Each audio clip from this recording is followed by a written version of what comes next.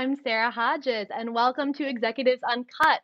So, this is the podcast where we provide solutions for the corporate cycle of hell, where personal stress leads to relationship stress, which leads to inefficiencies. Okay, I think we're all pretty familiar with that. And today, we're actually talking about technology. I'm here again with Fergus Connolly, my good friend. He's a performance coach and author, a TED Talk speaker, and all around awesome guy with a great Irish accent. And this is part of our concepts of chaos series, theories, series, theories. Welcome, Fergus. Well, thanks to technology, we can kind of edit that out. So I'm that's not one thing. going to. And actually, we wouldn't be able to do this without technology because of COVID. Actually, quite right now. So again, another timely topic, Sarah. Another Another very appropriate topic. timely topic. Freaking COVID takes over everything. But it's kind of weird. Like I was thinking about this as I was doing the intro that like technology, we don't think about it as being a concept of chaos, as something that contributes to the corporate cycle of hell. And I would say that it doesn't always. There's a lot of benefits to technology, but there can also be a lot of drawbacks. Let's break it down. So what are some of the obvious pros? I feel like we should just talk about that first. Yeah, no, I think that's really important because people sometimes take either one extreme or the other. I tend not to look at technology as either good or bad. It is something that has positives and negatives. It allows us and has allowed us to do things faster and do more of something. Mm. But yeah, there are plenty of negatives. And like the last time we spoke, I'm still here in Charlotte working with the Carolina Panthers. But one of the areas in sport that I get asked to help a lot on is managing and using technology, because there are a lot of pros, obviously, in performance or in health, but there are a lot of drawbacks or a lot of things to be aware of, maybe is a better way to put it. So it's knowing the Mm. limitations of technology, not just what it can do. And that's arguably the most important thing, is to be aware of, what it can't do or what it doesn't do well, and Mm. sometimes the misinterpretations we get from it.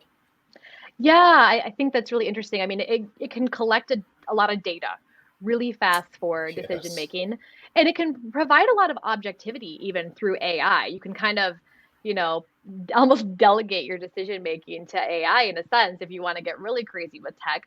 And like you mentioned earlier, there's a anything that can be quantified, technology hugely benefits, but if it can't be quantified, if it's qualitative or if it's intangible, emotional or like stress, for example, which I imagine, there's a lot of intangible considerations in sports, an over reliance on technology is not going to be helpful in those cases.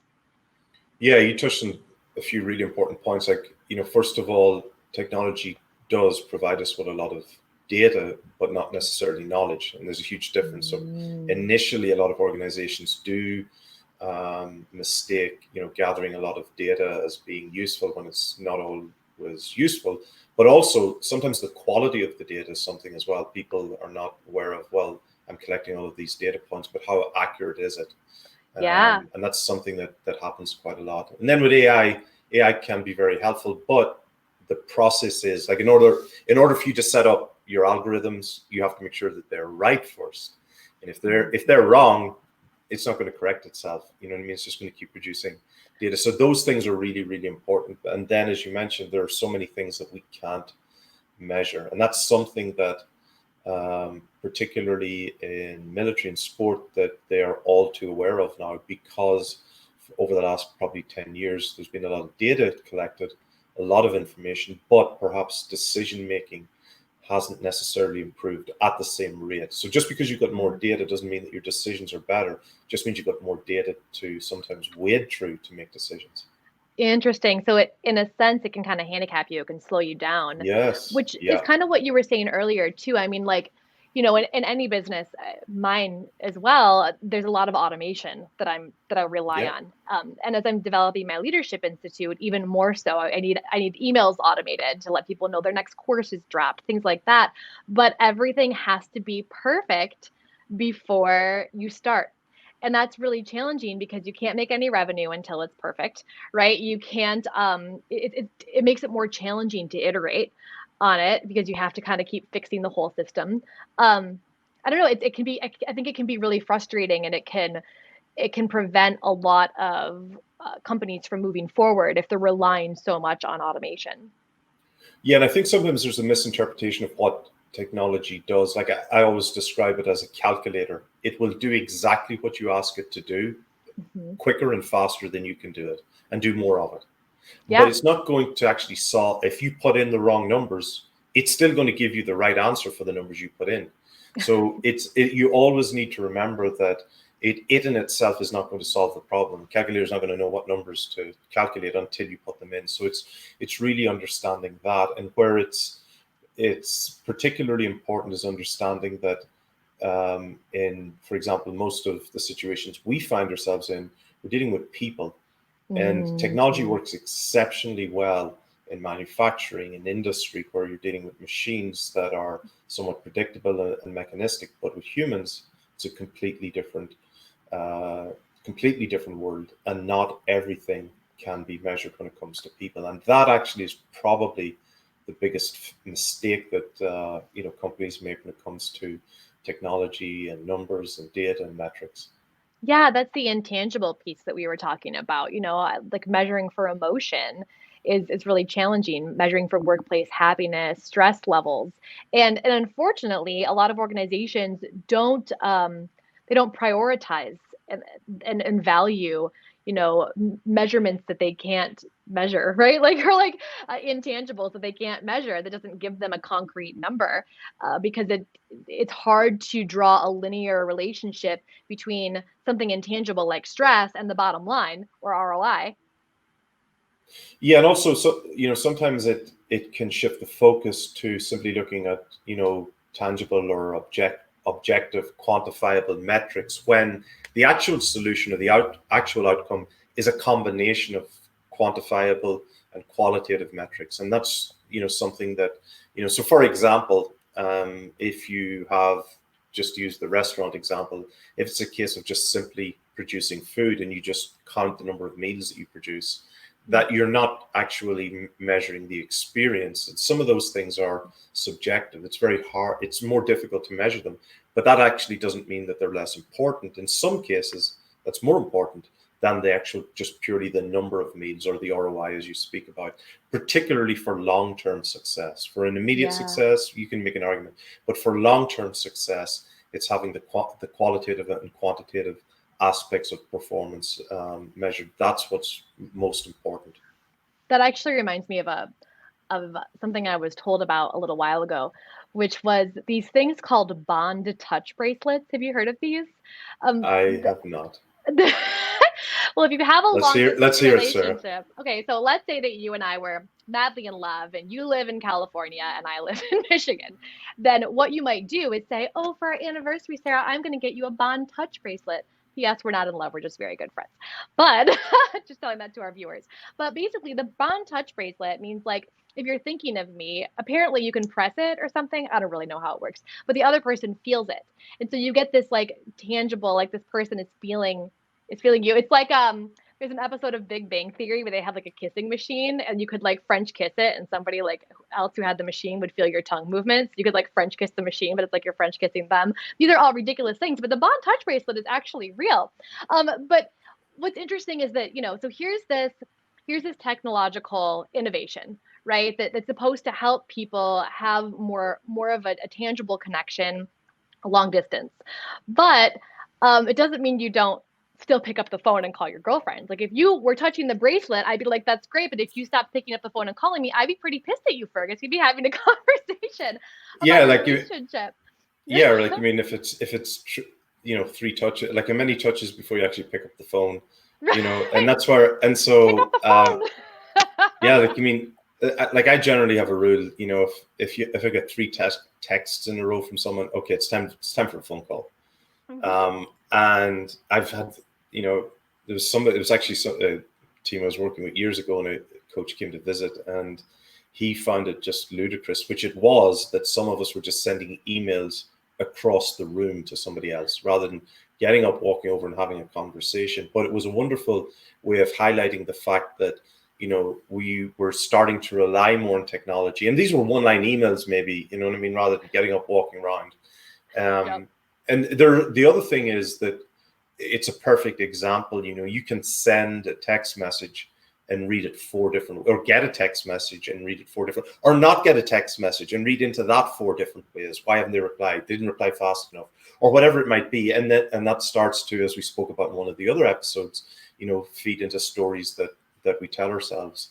So technology is a good thing. It is. There's no doubt. It's helped improve so many things. But again, it's knowing what it doesn't do. I often say to young people that I mentor that the secret to your job, or 80% of your job, is knowing what not to do.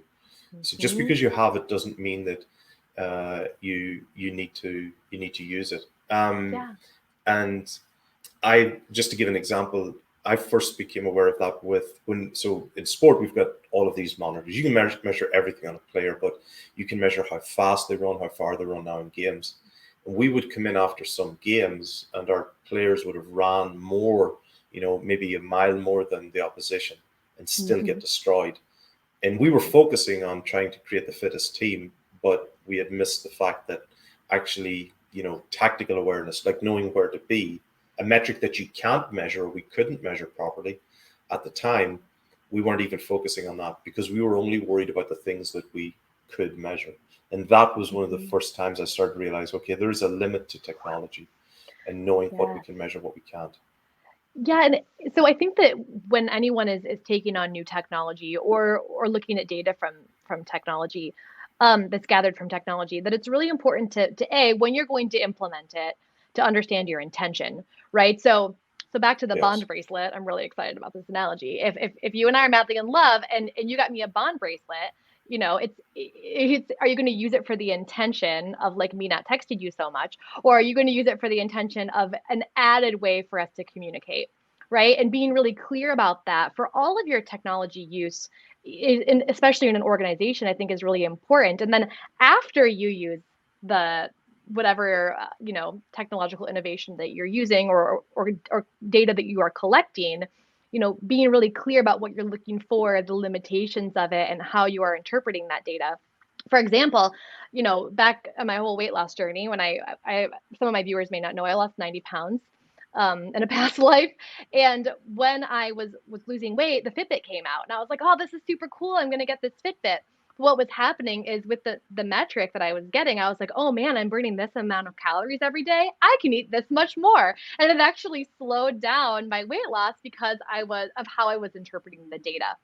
So all of these tools have to be used very mindfully with intention, and they can help you enhance your communication and your understanding of yourself and your organization, or they can be used as a crutch. Yeah, I think it's really important. I think particularly with metrics, the other thing that's very important to remember is the context in which it's measured. So a number measured in two different contexts can mean two different things, so a particular metric. But the other thing that's critical to understand is what is the outcome we're trying to affect. And very often, particularly with human metrics, like you said, Fitbit or the bond bracelet, it's really about creating awareness in the other person that they should do something. It in itself is not a solution. So, getting your thrill from the bond bracelet or whatever it might be, that in itself is not enough. It's a reminder then that to do something else.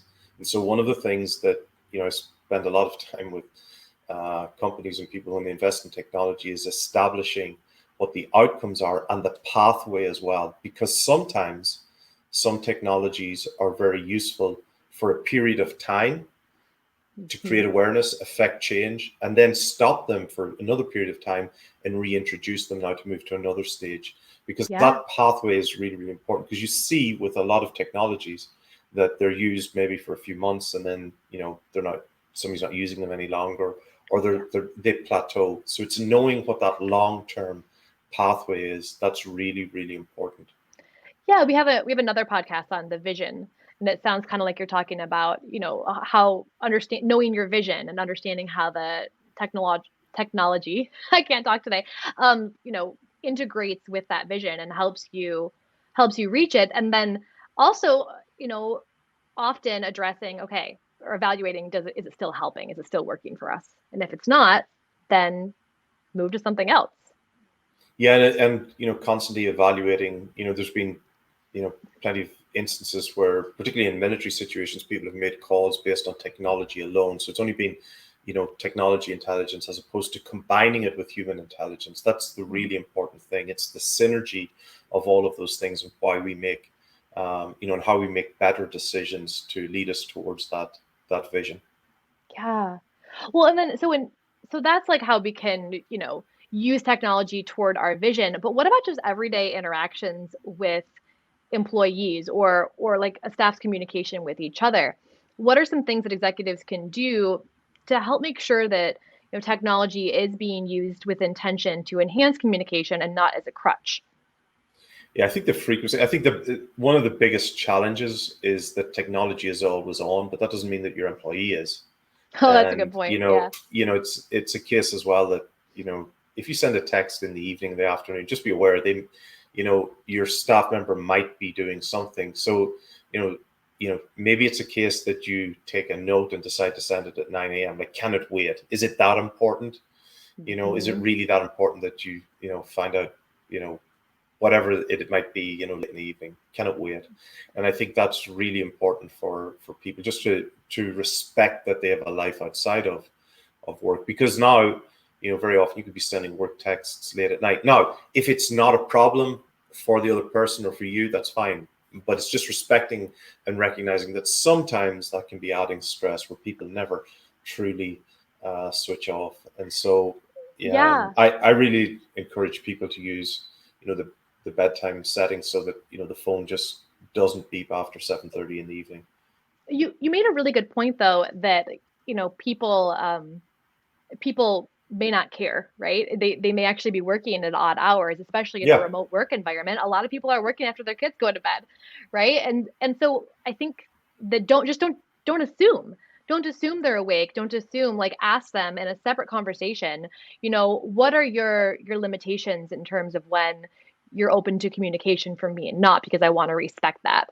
And letting your staff know that you want to respect their time is a huge rapport and trust developer, right? Like so I'm very guilty of this because I'll write to one of our interns, Emily. I'm horrible at doing it at Sunday night at like 11. And sometimes I don't even realize it. I've just been working for 3 hours. I send her a quick text about something for the upcoming week. And then I'm like, oh shit. And then I'm always like, I'm so sorry. Luckily, that's also her preferred time to work. She's always at her computer working at Sunday night. And she's like, oh no, it's fine. I'm working now too. So now I know that often she's available, but I don't expect or assume that she is. And more importantly, never ever send a text about something that is, um, like a conflict issue, right? So like yeah, if you have, something that is upsetting you, I think that happens more often than not, right? Where like the executive sees something, they're like, oh, this didn't happen, oh, and they get mad, and they're like, frantically texting, and they're upset with their staff, and they're texting them over the weekend. Don't ever do that. Just that's just like a hardcore. Don't ever do that. Set up a meeting, even if it's first thing on Monday, and that will help you pause and have a real conversation with them later. Just wanted to add yeah. that If as you an if you aside. start if you start to jump to conclusions based on ambiguous texts, you get nothing done. So Totally. it's important to just have a conversation. But Mhm. I think as well, I think it's important to help educate, have awareness yourself, but educate your staff as well. Look, if you get a text late in the evening and you're busy, you don't have to reply. Yes. But it's also important that it's rare now that you can just keep messages, emails between 9 and 5. But what I generally say is, look, if it's really important, I'm going to text you. If it's not important, you'll get an email, and I don't expect you to reply to an email, outside of work or if you're busy. But if you get a text, I will only text you if it's urgent. Yeah, that seems really fair. And I think that some leaders are better at inhibiting themselves than others though. Like some people see small things as big things. And so before you send that text, and I'm not telling you necessarily this, Fergus, but Mm. maybe, you could benefit from this advice too. Take that second to check yourself and say, it feels really urgent to me in this moment. What would happen if it waited until Monday? What would happen if it waited Yeah. until tomorrow morning? You Yeah, know? I used to really, respect, actually jealous of people who would, get text messages and just, not reply. They would wait until tomorrow morning to reply because they just did a quick glance. It's not that urgent.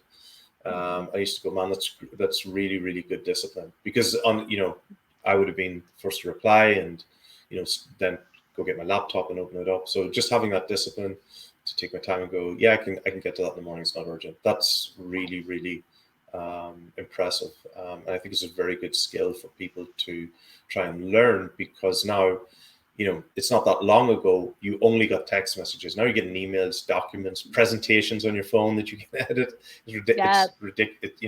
It is ridiculous. You could never switch off, which is not a good thing. Yeah, I think that actually really sums it up, right? That technology is best used with discipline and intention. And if you don't have Yes. discipline and intention, it can easily become a way to deteriorate communication, push past people's boundaries, disrespect people easily. So Yeah, and one thing that I've started to do a lot more is to not, I actually try and count when I don't have my phone, when I leave my phone down or leave it behind when I go do something. yeah. And try, ask some people to try doing that, and they find out quickly how addicted they are to their phone.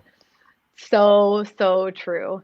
Um, yeah, we didn't even get to addiction. We can talk about addiction to work and another We'll podcast. see that in another one. So yeah, exactly. Write that down.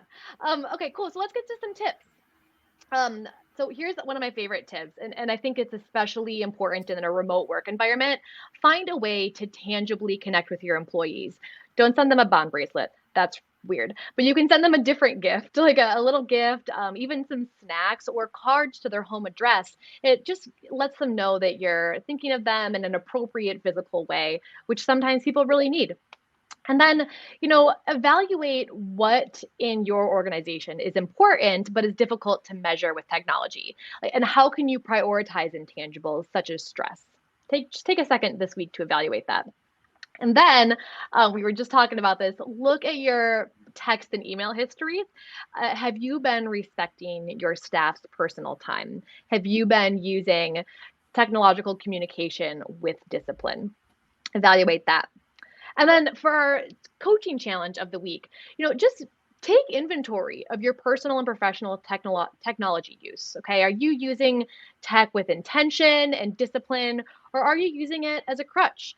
Just taking a little bit of time to take that inventory can really benefit you and help you use that tech with more intention and communicate better with your staff. All right. Anything else you want to add, Fergus? No, you've covered it all. It's a really important Awesome. topic, though. I think so too. Yeah, I think so too. Great. Well, thanks everyone for tuning into this episode of Executives Uncut. If you liked the content, make sure to subscribe, share with your friends, and you can always find new episodes at hodgescoaching.com and click on podcast. For new episodes, you can also follow at Hodges Coaching on social media. We're on Apple Podcasts, Google Podcasts, I forget all the platforms. We're pretty much everywhere. And you can find Fergus at fergusconnolly.com and also follow Fergus. Is it at Fergus Connolly on social media? Fergus_Connolly. Yep. Fergus_Connolly. Follow Fergus. He has great content. So definitely check him out and follow him. All right. Thanks so much for joining us, and I'll see you next week.